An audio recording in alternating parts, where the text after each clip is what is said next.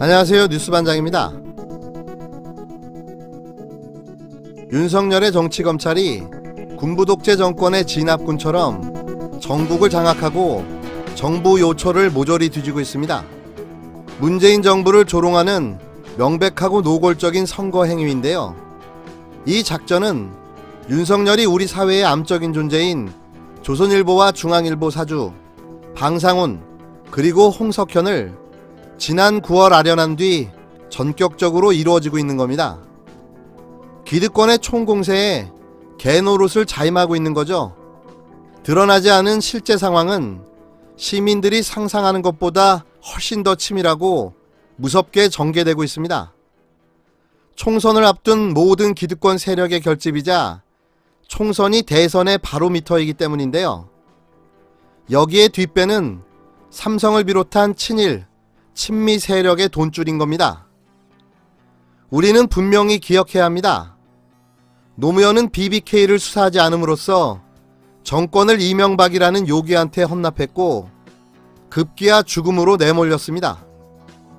노무현의 최대 정치적 실수이자 이명박근혜 10년간의 치욕을 부른 최악의 사건이었던 거죠.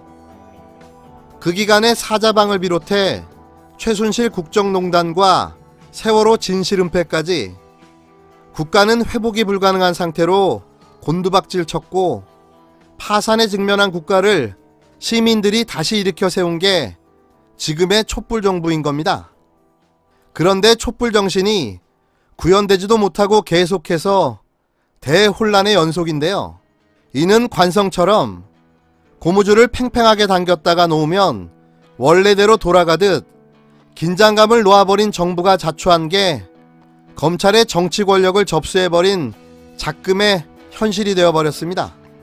문재인 정부가 망나니 정치검찰을 단죄하지 못하면 총선은 물론 대선까지 모두 물 건너가게 됩니다. 어디 그것뿐인가요? 정권이 넘어가면 현 정부 인사들은 모조리 감옥행이고 저들이 한반도 평화 프로세서를 종북으로 엮어 반드시 그렇게 단죄하려 할 텐데요. 또 그것이 정권이 바뀌면 단행하는 구태 방식의 숙청이 되고 말 것입니다. 미국이 북미 대화를 깨고 다시 전쟁을 부추기며 긴장을 획책하는 저희를 간과하면 큰 불행을 자초하게 될 텐데요. 음모와 작전인 겁니다. 여기에 자한당을 비롯한 기득권 세력의 총공세가 숨어 있는데요. 믿을 만한 뒷배 없이 윤석열 혼자 미쳐 날뛰는 게 아니라는 말인 거죠. 노무현의 실수를 다시 반복해서는 안 됩니다. 그럼에도 불구하고 지금 전국은 그때와 살떨리게 판박인데요. 문정권도 이런 식으로 미적거리면 그대로 당할 수밖에는 없는 거죠. 문정권 출범 초기부터 그림은 그려지고 있던 셈인데요. 그것은 정부 초기 사법부의 문정권의 능멸이었습니다. 그리고 여전히 사법부와 검찰이 조롱하는 세태는 하나도 달라지지 않고 있는데요. 그들은 왜 이러는 걸까요? 자신감입니다. 저들이 국가 상층부의 실질적 권력을 모두 틀어쥐고 있고 잠깐 실수로 잃어버린 정권을 언제든지 되찾을 수 있다는 자신감의 발로인 거죠. 그럼에도 현 정부는 너무나도 착하기만 하다 보니 세간에서는 착한 사람들을 몰아부르고 조롱하는지를 알면 답이 보일 겁니다. 사람은 좋아하더라도 정치인은 믿지 말라고 했습니다. 그들은 의지대로 할 수 있는 게 없기 때문인데요. 정치인은 철학가도 아니고 사상가도 아닌 상황 논리에 매우 취약한 극히 제한된 권력을 가진 자들일 뿐입니다. 이상과 신념을 펼치고 싶어도 의회가 틀면 할 수 없고 이것이 다수결 민주주의의 한계인 거죠. 게다가 한시적 임기로 인해 더욱 그렇습니다. 무슨 말이냐고요? 이야기인즉 기다리지 말라는 겁니다. 정치는 현실인데 배가 고픈데 무엇을 기다리냐는 거죠. 배가 고프면 진수성찬이 아니더라도 허기를 채워야 다음 일을 할 수 있고 점심이 지나면 저녁때가 오는 법입니다. 그게 자연의 이치인 거죠. 지금 못하는 것을 누가 기다렸다가 상을 차려주지 않는다는 이야기인 겁니다. 저녁은 또 다른 상황이 있는 거고 그것이 현실 정치인데요. 작금의 정치 상황을 보면서 자꾸만 근사한 저녁상을 꿈꾸는 것은 어리석은 일인 겁니다. 어두운 세력은 그 틈에서도 치밀하게 공작을 하고 있습니다. 지금 이 순간에도 말입니다. 이 내용은 페이스북 농객인 에드워드 리의 글을 일부 발췌하여 인용 참고한 내용입니다. 21일 우리가 노무현을 기억해야 한다는 취지의 방송을 했는데요. 그 내용과 일맥상통한 내용입니다. 다시 한번 말씀드립니다. 그 어느 때보다 엄중한 상황입니다. 우리가 검찰과 자유한국당 그리고 기레기들의 동향을 매의 눈으로 지켜봐야 할 때입니다. 검찰이 다음 주 조국 전 장관에 대한 구속영장을 신청할 걸로 보여집니다. 그런데 구속영장 청구 사유가 일가족과 관련된 어떠한 혐의 사실도 아니고 유재수 전 부산시 경제부시장의 직권남용 권리행사 방해 혐의인데요. 역다 마침내 감찰 무마라는 황당한 사유로 조 전 장관을 구속 기소하겠다는 겁니다.